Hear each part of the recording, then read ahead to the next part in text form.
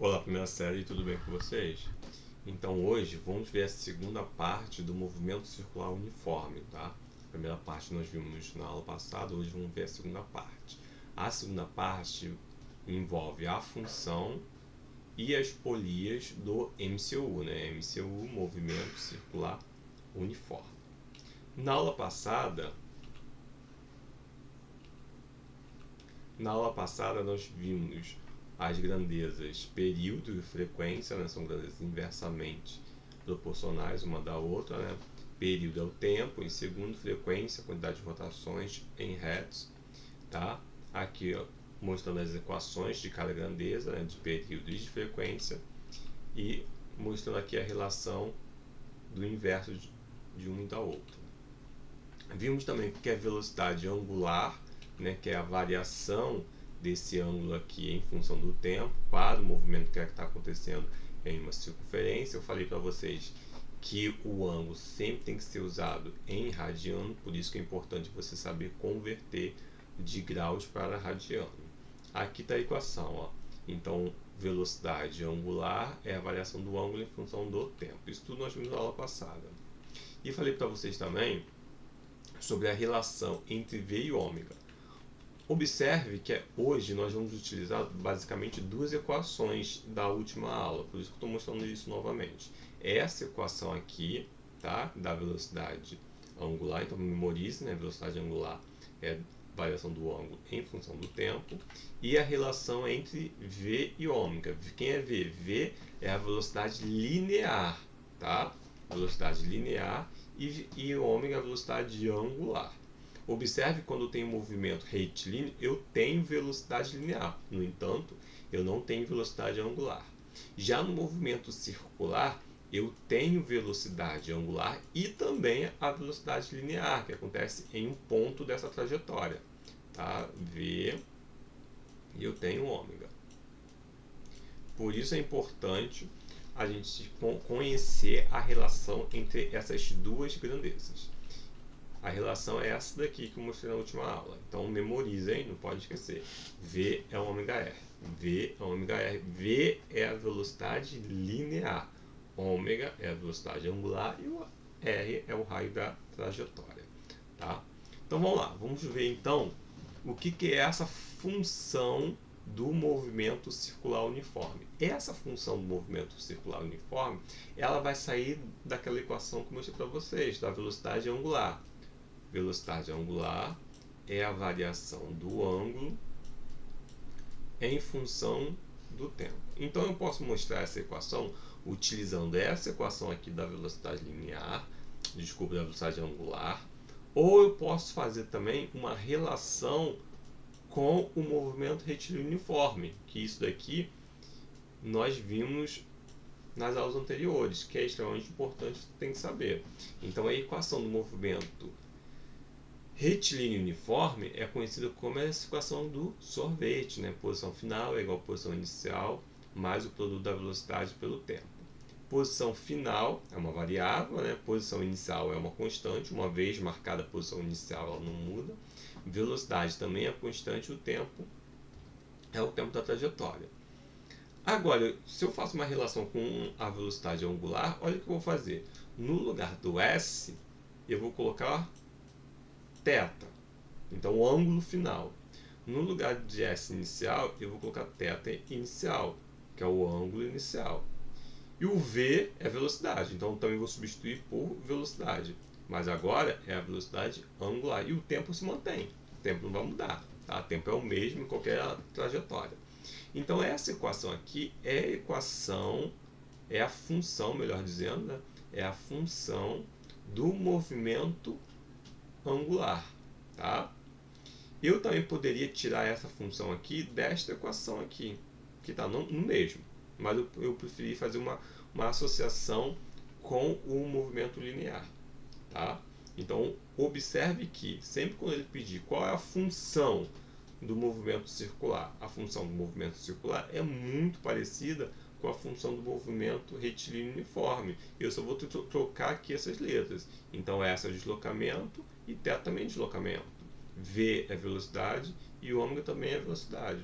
Tá? Então observe que elas são extremamente parecidas. Elas me perguntam, professor, mas qual é o gráfico disso aqui? Exatamente os mesmos gráficos do movimento retilíneo uniforme. Exatamente os mesmos gráficos. Não tem que tirar nem pôr nada. Tá?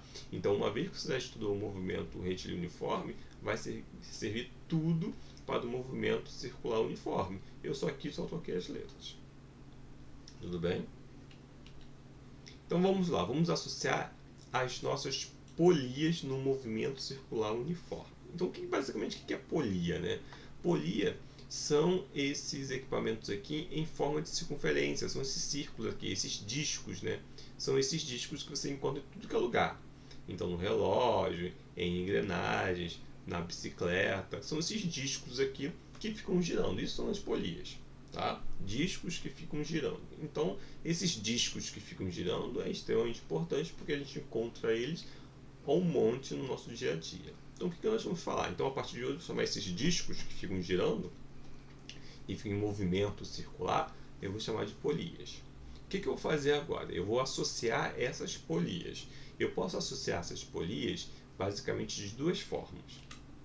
Eu posso fazer uma associação interligadas, então posso pegar essas polias e interligar essas polias por correntes, tá? Ou correias, ou fios, tanto faz. Então vou pegar essas polias e vou interligar por correntes, ou seja, eu peguei dois discos aqui, tá? Um disco menor e outro disco maior, eles vão ficar girando, rodando, rotacionando, mas eles vão ficar rotacionando aqui em função dessa correia aqui que ligam as duas polias. Tá? Então, algumas características dessas polias são interessantes. Olha só. Então, essa polia menor, ele tem um raio que eu chamei de RA. E a polia maior tem um raio que eu chamei de RB. Então, aqui vai depender do exercício. Tá? Eu posso chamar essa de RC, essa RD, ou R1, R2, tanto faz. Tá? Que eu chamei de RA e RB. Como essas polias elas vão ficar rotacionando, girando, cada uma delas tem uma velocidade angular, que eu vou chamar de ômega, tá? Então aqui tem o ômega B e aqui o ômega A. Como elas estão interligadas por uma corrente, a velocidade linear, agora presta atenção, hein? Olha o que nós vimos anteriormente. Nesse movimento circular eu tenho duas velocidades. Eu tenho a velocidade angular em função do ângulo e tenho uma velocidade linear em função do movimento retilíneo. Então observe aqui, ó, essa correia, ao sair desse ponto até esse ponto aqui, ela percorre uma certa distância em função de um tempo, ou seja, eu tenho uma velocidade v linear. Essa velocidade v é a mesma que vai passar aqui, tangente à circunferência. Então a velocidade que passou nessa polia maior vai ser a mesma que vai passar nessa polia menor, v. Então, essas polias interligadas por correntes, elas possuem uma característica marcante. Que característica é essa? A velocidade linear, presta atenção no que eu estou dizendo, eu não estou falando de velocidade angular, eu estou falando de velocidade linear. Então, a velocidade linear da polia 1 é igual à da polia 2, ou seja, da polia A é igual à da polia B. Se tivesse uma polia C aqui, todas elas interligadas pela mesma corrente, eu escreveria o quê? Velocidade linear da polia A é igual a velocidade da polia B é igual a velocidade da polia C. Tá? Então, para todas as polias interligadas por um fio, por uma corrente, por correia, elas vão possuir essa definição aqui, esta característica, velocidades lineares iguais. Isso é importante, você precisa memorizar. Então, no exercício, ele vai te dar lá uma figura, várias polias interligadas. Aí você vai ter que identificar que tipo de associação é essa. Estão interligadas por corrente? Então, você vai usar esta característica aqui dessas polias. Então, a velocidade linear será o quê? Iguais. Aí, aqui, ó, uma vez que você sabe essa característica dessas polias, você vai desenvolver o raciocínio. Você vai desenvolver a equação para o que você quer encontrar. Normalmente, o que nós vamos fazer? Essa velocidade linear, pela equação da aula passada, que eu acabei de mostrar, você sabe que V é ômega R. Então, no lugar do V, eu coloquei ômega R. Está aqui, ômega R da polia A é igual a ômega R da polia B, tá? Que eu posso chegar na conclusão que, aí você vai colocar, quem é ômega? Ômega pode ser escrito como 2πf. Então eu coloquei 2πf aqui, 2πf aqui, cortei o 2π, ficou essa equação aqui. A frequência da polia A vezes o raio dessa mesma polia é igual à frequência da polia B vezes o raio dessa mesma polia. Normalmente é essa equação aqui que nós vamos usar. Essa equação aqui é extremamente importante. Você precisa memorizar essa equação final aqui. Eu prefiro que você memorize esse conceito. Tá? Uma vez que você memorizou que as velocidades lineares são iguais, você consegue chegar nessa equação final. Claro que você vai ter que saber as equações da aula passada, que são equações básicas. Tem que saber. Tá? O que diz essa equação aqui? Ó? Presta atenção. Se eu pego o CR e jogo para o outro lado, eu consigo chegar à conclusão que a frequência da polia A é inversamente proporcional ao raio da polia A. Nada mais lógico, né? Então, se você diminui o raio dessa polia aqui, você vai aumentar o quê? A rotação. Você aumenta a frequência. Se você aumenta o raio, você diminui a rotação, você diminui a frequência. Ou seja, a frequência e raio são grandezas inversamente proporcionais, tudo bem? Então, todas essas equações aqui são extremamente importantes, mas esse conceito aqui, uma vez que você sabe esse conceito, você chega em todas as equações, tudo bem? Outra coisa importante é que esses conceitos aqui, que nós acabamos de ver para as polias interligadas por correntes, elas são válidas se essas polias, ou seja, se essas engrenagens, né, se essas engrenagens também estão conectadas, tá? Dessa forma aqui.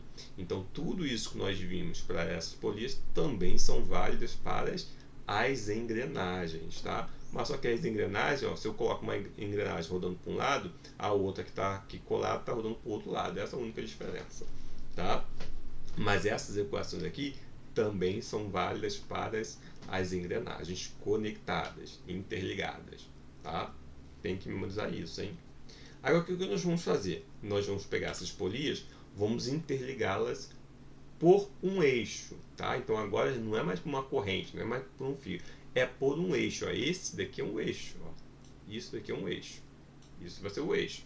Então, eu peguei e furei aqui essa polia, furei outra polia, coloquei aqui um cabo, né? Um fio, qualquer coisa aqui, que eu tenho esse tipo de associação. Essas duas polias interligadas por esse eixo aqui. Esse eixo vai rodar com uma certa velocidade angular, né? Uma vez que você colocou esse eixo para rodar, essas polias aqui também vão começar a rodar. Aí eu tenho uma característica importante. Sempre quando tenho essas polias interligadas por um eixo, a velocidade angular, as velocidades angulares serão iguais. Ou seja, a velocidade angular da polia A vai ser igual à velocidade angular da polia B, que vai ser igual à velocidade angular desse eixo aqui. Tá? Então você pode colocar que vai ser igual à velocidade angular do eixo. Tá? Então isso também é super importante, hein? Então sempre quando tem polias interligadas com um eixo, as velocidades angulares serão iguais, tá? Então, uma vez que você aprendeu isso, isso é o suficiente. Viu essas polias interligadas por um eixo, sabe que as velocidades angulares são iguais. Agora, o que o exercício vai pedir? O exercício vai pedir a frequência dessa polia aqui, o exercício vai pedir o raio, o exercício vai pedir a velocidade linear. Uma vez que você sabe o que o exercício vai pedir, você vai desenvolver as equações. Tá? Vou fazer um desenvolvimento aqui. Então, uma vez que eu sei que ômega A é igual a ômega B, que é igual a ômega do eixo, eu posso chegar nessa relação aqui. Novamente, eu tenho que ter em mente uma equação extremamente fundamental, que é V ômega R. Não pode esquecer isso. O que eu fiz? Eu isolei o ômega, né? Então, peguei esse R e passei para o outro lado. Então, ficou V dividido por R. Então, no lugar do ômega, eu coloquei ó, V dividido por R. Então, V de A dividido por RA é igual a VB dividido por RB. O que essa equação está mostrando para a gente? Se eu pegar esse R e jogar para o outro lado, eu sei que V e R são grandezas diretamente proporcionais. Quanto maior o raio dessa polia, maior vai ser a velocidade linear. Olha só, hein? O que essa polia, essa associação diz pra gente é que as velocidades angulares são iguais. Então, desse raciocínio, eu consigo chegar nesse outro raciocínio aqui, da velocidade linear. Não confundir o meio de campo, hein? Então, essa equação aqui que nós vimos na última aula e eu mostrei novamente para vocês, ela é importante porque ela vai desenvolver o raciocínio de cada associação, tá? Bom, e aí também posso continuar com esse raciocínio aqui, ó, e eu sei que a velocidade angular, esse ômega aqui, ó, ômega pode ser 2πf, não pode? Também da equação da última aula. Então, no lugar do ômega, eu coloquei isso aqui, ó, 2πf. Então, eu coloquei 2πf aqui, 2πf aqui. O 2π é um número, não vai mudar. Cortei com 2π, ficou frequência de A é igual a frequência de B. Opa, olha só que interessante.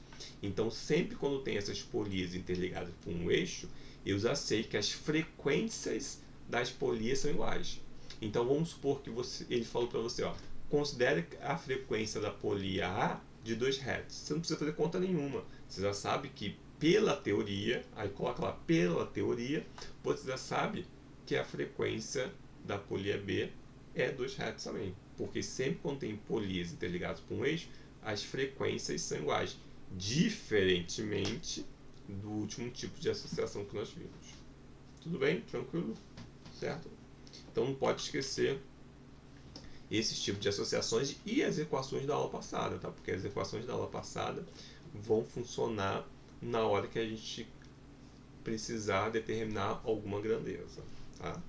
Então, gente, por hoje é só. Até a próxima. Tchau, tchau.